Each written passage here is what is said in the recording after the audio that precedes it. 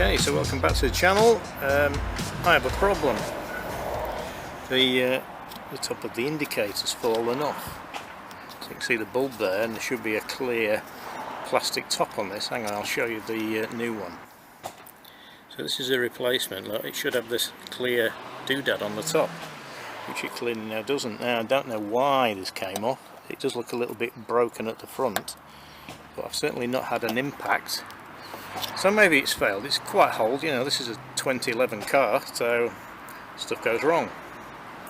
So I'm going to try, and this is the shape of the new one. It's got like a springy plastic bit here, and I think with the credit card that I've got, I should be able to push this that way enough to get this to come out, and then it should just pull out, and then it'll just be plug in the lead and push it back in. But let's see what happens. So it's out. So what I did was, using this blank credit card that I've got, I pushed there. Let me just pull that up. I pushed in there and pushed the whole thing to the right, which enabled me to pull this end out. So it's sticking out like that, and then you can pull it out. Now there looks to be a black plastic cover for weather, I would imagine, on top of this, which I'll have to rescue. And then there's the plug for the lead. So it's just a matter of pulling that off, removing this black plastic piece and fitting it to the new one, and then pushing it back in. So let's give that a go. Right, okay, to get the actual plug off, you can see on the top of this old one, the broken one, there's a little tab here. So on the socket that goes on this, there's a little tab inside that kind of clicks over that and then holds it on. So you just need a small screwdriver.